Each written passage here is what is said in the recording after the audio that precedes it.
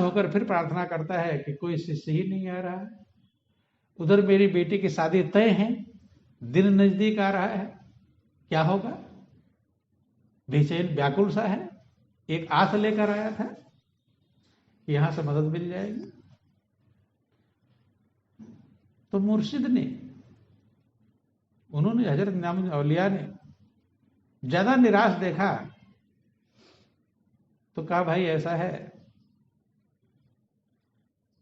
कि मेरी जो चरण पादुका है इसे ले जाओ, इसी को बेच करके और अपनी लड़की की शादी कर देना। क्या था, जो पैर में पहने हुए थे, जूते पहने, जो भी कहते हैं, तो कहते हैं कि इसे ले जाकर बेच करके और लड़की की शादी कर देना। ब्राह्मण भी सोचने लगा कि ये पैरों में पहनने वाले ले जाऊंगा, बेचूंगा, कौन खरीदेगा और कितना इसके पैसे मिलेंगे और इतने में कैसे लड़की की शादी होगी। चूंकि महापुरुषों की वाणी में राज छिपा रहता है, रहस्य छिपा रहता है। महापुरुष समझाते हैं कि संत की वाणी अटपटी झटपट लगे न को, 12 वर्ष रहो संतों की टोली, तब समझो एक बोली। बोली समझना बहुत कठिन कार्य है, उतना ही समझ पाता है जितना उसका हृदय नजदीक पहुंचता है।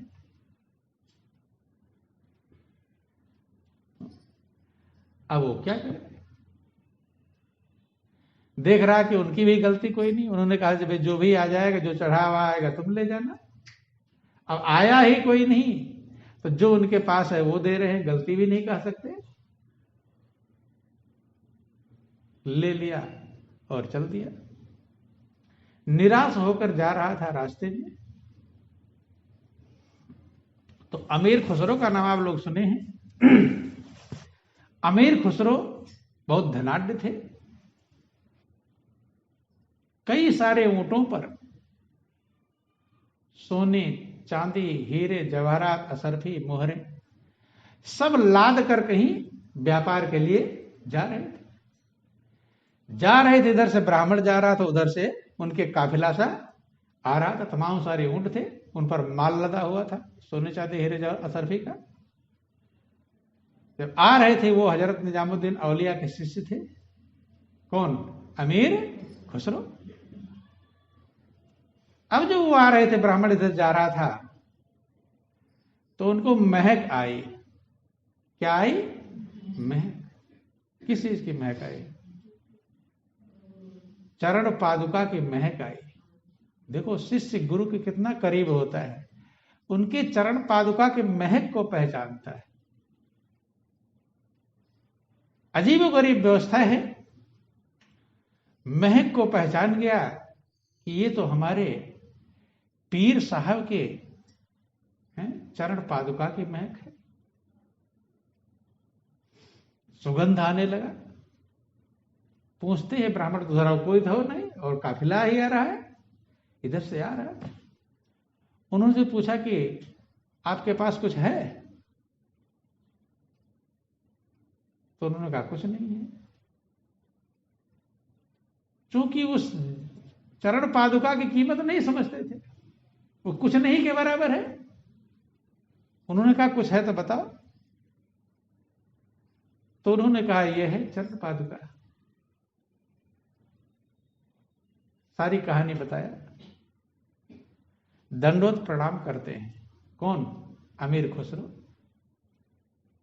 जैसे आपने सुना होगा कि भरत जब भगवान राम को वन में मनाने के लिए गए, किसी कीमत पर लौटने के लिए तैयार नहीं थे।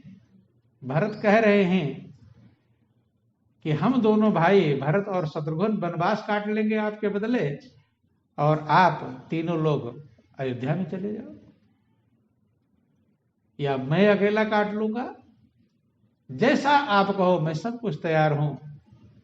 जब किसी कीमत पर लौटने को तैयार नहीं हुए और भगवान राम के इच्छा के खिलाफ नहीं चल सकते। ध्यान देना, भारत को इतना प्रेम है राम के चरणों में कि उनकी इच्छा के खिलाफ जरा सा भी नहीं चल सकते। अपने कितना कष्ट उठाने को तैयार हैं, वही देख रहे हैं कहीं ऐसा ना हो प्रभु ना लौटे। अगर उनके लौटने की ना इच्छा होगी तो मेरा लौटाना भी नुकसानदेह। उनकी इच्छा को देख रहे हैं। भरत समझ गए कि प्रभु की इच्छा लौटने की नहीं, रुक गए तुरंत। उन्होंने कहा कि मुझे कुछ सहारा दीजिए। क्या दीजिए? सहारा, जिसके सहारे मैं राज्य की जिम्मेदारी निभा सकूं, पालन कर सकूं राज्य का, प्रजा का। राम ने गौर किया तो उन्होंने चरण पादुका मांगा। क्या मांगा? चरण पादुका। उसकी बहुत बड़ी कीमत होती है। और जो प्रणाम करने की व्यवस्था है वो चरणों में प्रणाम करने की व्यवस्था है। कोई हाथ पर प्रणाम नहीं करता, कोई सिर पर प्रणाम नहीं करता। गौर करना, कहां प्रणाम करते हैं? चरणों में। हर चीज की अपना अपना रहस्य है, सबका कीमत है। बंधु, तो उन्होंने अपना खड़ाऊ दिया। क्या दिया? खड़ाऊ। उन्होंने सिर पर धारण कर लिया। भरत ने, कहानियां सभी सुनते हैं। चूंकि चरणों में, अभी कोई मार रहा हो किसी को, डंडे बरसा रहा हो और लोग रोके तो ना मान रहा हो, तो क्या कहेंगे? इसके पाप सवार हो गया। क्या सवार हो गया? पाप। कहां पर पाप सवार हुआ है? सिर पे या हाथ में। मार तो रहा हाथ से, सिर से तो नहीं मार रहा, लेकिन पाप कहां सवार हुआ? सिर में पाप सवार हुए। और अर्थात सिर में पाप होता है। क्या होता है? पाप। और पुण्य कहां होता है? चरणों में। इसीलिए जब भक्त प्रणाम करता है तो अपने पाप को मिलाता है महापुरुषों के पुण्य में। पानी और दूध एक में मिला दो तो किसकी कीमत बढ़ेगी? दूध की कीमत बढ़ेगी कि पानी की? हैं? दूध की। बहुत समझदार है। बोलो वृंदावन बिहारी लाल की। पानी और दूध एक में मिला देंगे तो जो पानी कोई कीमत का नहीं था वही अब कीमती बन जाएगा, दूध के भाव। जल पै सरिस बिकाए, देखो प्रीत की रीत भल, बिलग होए रस जाए, कपट खटाए परत पुनि। जल पै सरिस बिकाए, जल भी दूध के समान बिकता है, ये प्रीत की रीति है। जिसके साथ मिला उसी की कीमत प्राप्त कर लेगा। नहीं प्राप्त किया, दूध का कीमत प्राप्त किया कि नहीं? ये प्रीत की रीति है, कपट की रीति नहीं। लेकिन महापुरुष कहते हैं अगर कपट की रीति क्या है, उसमें कपट रूपी खटाई पड़ जाए तब तो कीमत रहेगा? दूध फट जाएगा, कीमत गायब हो जाएगी। तो प्रीत की रीत कीमती होती है और कपट की रीत दुखदाई होती है। क्या होती है? दुखदाई। ध्यान में। बोलो वृंदावन बिहारी लाल की। तो अमीर खुसरो उनके चरण पादुका को हजरत निजामुद्दीन औलिया के धन्य हो गए, कृतार्थ हो गए। आज नजदीक से दर्शन करने का मौका मिल गया। प्रणाम करते हैं चरण पादुका को, प्रार्थना करते हैं कि इसके बदले क्या कीमत लेंगे आप? किससे? ब्राह्मण से। अगर इसके बदले कुछ काप कीमत ले ले और ये मुझे दे दे तो मेरा जीवन धन्य हो जाएगा। कौन मांग रहे हैं? अमीर खुसरो। वो जानते हैं कीमत उसकी। ब्राह्मण ने सोचा क्या बात है, जो बिना मतलब वाली चीज थी, भाई जूते कितने दिन चलेंगे, टूट जाएंगे। और अगला पूछ रहा है कि कितनी कीमत आपको चाहिए। उन्होंने बताया ही था कि इसी प्रकार से मेरे बेटी की शादी है, जो आपकी इच्छा है। तो जिक्र आता है कि जितने ऊंटों पर सोने चांदी हीरे जवाहरात मोती असरफियां, जो जो उन्होंने लाद रखा था सारा उस ब्राह्मण को अर्पण कर दिया। क्या कर दिया? ब्राह्मण को अर्पण। ऊंटों के साथ, ऊंट भी नहीं, ऊंट लाद कर तो ले जाएगा, ब्राह्मण लादेगा कितना? इतने सोने चांदी हीरे असरफियां हैं। ऊंटों के साथ उसके ऊंटों को चलाने वाले जो हाँकने वाले थे, सबको उनके साथ विदा कर दिया। अकेले अमीर खुसरो ने उस चरण पादुका को लिया और पीर साहब के दरबार में पहुंचते हैं। जाकर के चरणों में लंबा लेट जाते हैं, धन्य हो जाते हैं, कृतार्थ हो जाते हैं। हजरत निजामुद्दीन औलिया ने देखा कि ये कहां से ले आया? मैंने ब्राह्मण को दिया था। पूछा, सब कहानी उन्होंने बतलाया। जब उन्होंने बतलाया तो कहते हैं क्या दिया इसके बदले? बताया कि इतने ऊंटों पर सोने चांदी हीरे जवाहरात असरफियां मिली रखी हुई थी, लदी थी, सब उसके बदले ब्राह्मण को। हजरत निजामुद्दीन औलिया कहते हैं कि बहुत सस्ते में ले लिया। क्या कहते हैं? कि बहुत सस्ते में ले लिया, क्योंकि उसकी कीमत कितनी है ये कहा जा सकता नहीं। क्यों? क्योंकि उस कर्म और भाव छिपा हुआ है। क्या छिपा है उसमें? कर्म और भाव। उसमें शाश्वत रहने वाली व्यवस्था छिपी है। हीरे मोती सोने चांदी असरफियां, इनकी कीमत 4 दिन की है बहारे बागे दुनिया चंद रोज, और देख लो इसका तमाशा चंद रोज। महापुरुष कहते हैं ये जो दुनिया की बहार है, ये दुनिया की जो चमक चांदनी है, 2 दिन की ये चमक चांदनी फिर मुरझाए कली कली।